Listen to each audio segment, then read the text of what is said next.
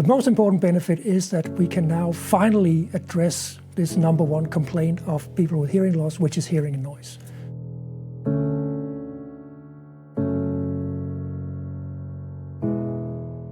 With this new test, audible contrast threshold, or ACT for short, we can give people a much better starting point for doing well in this specific troublesome situation. Audible contrast threshold is able to test a person's ability to separate, or contrast if you will, speech from noise using a special new test signal that does not contain any speech whatsoever. I'm here at the Technical University of Denmark at the Interacoustics Research Unit to talk to Søren Laugesen, who has been a founding figure in developing the test. Let's hear what he has to say.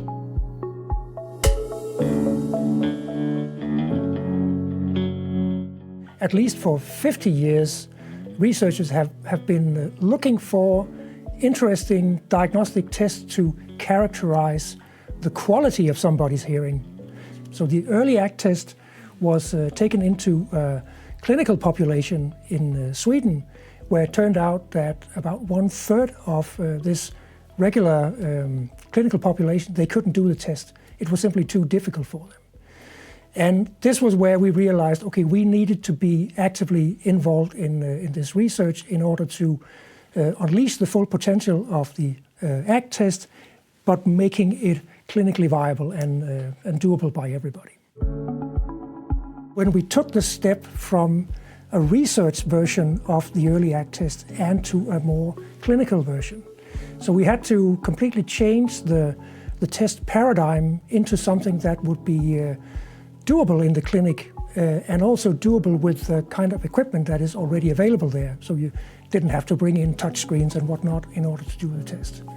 And this was a particular breakthrough and very rewarding for us that the implementation we created, the research version of ACT, was almost one-to-one copied into the Affinity Compact version that is now being made available.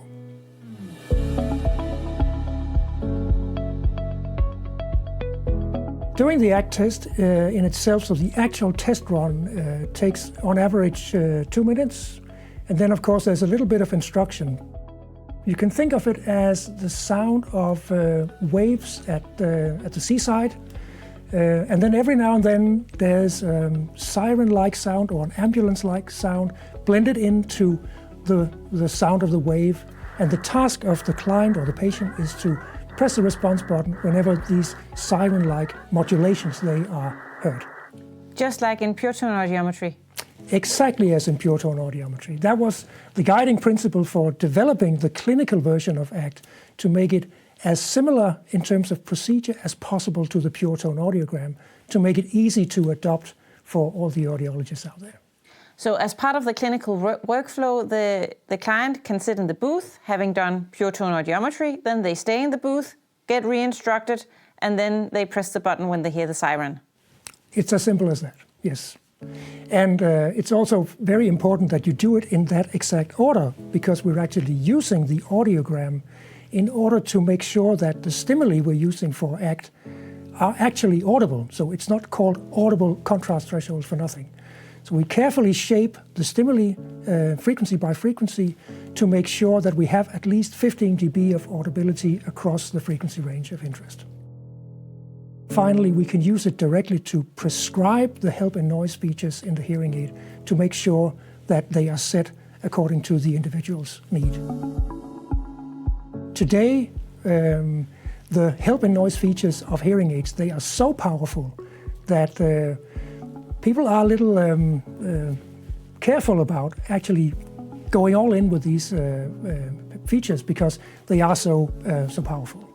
But by using ACT, we can identify the people who will really benefit from this.